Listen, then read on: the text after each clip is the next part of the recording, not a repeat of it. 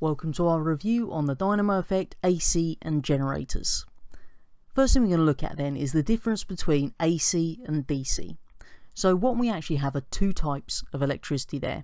We've got direct current, DC, and alternating current, which is AC. Now to show you the difference in terms of a picture of these two types of current, then in the middle there I've given you the actual image you would get on a voltage over time graph for them. So the DC is on the left hand side there, where you can see it remains at 12 volts continuously, whereas the AC, which is what we have in our mains, you can see the voltage fluctuates over time.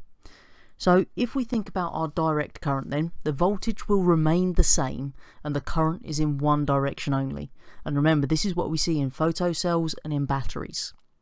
Our alternating current, the AC, this one we find the voltage switches smoothly between positive and negative values. That's where it's going above and below that central line in our graph.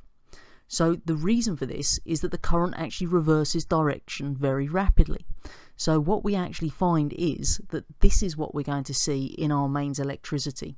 And remember, UK mains electricity is 230 volts AC, meaning alternating current. What we find then is that when we look at one cycle of an alternating current being completed, then that means that the current has changed direction and then changed back again. So what we find is that number of those cycles per second is the frequency. And just like always, frequency is measured in these units called hertz, which has got the symbol Hz.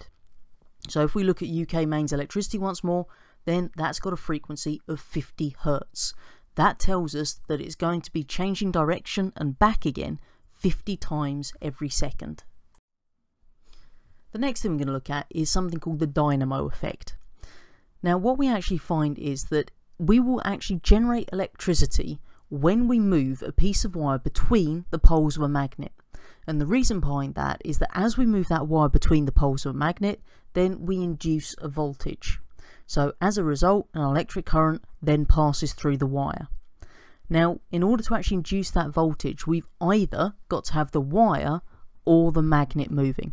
So it doesn't matter which one moves, as long as either the magnet or the wire is moving, we're going to induce the voltage and therefore generate a current through the actual wire.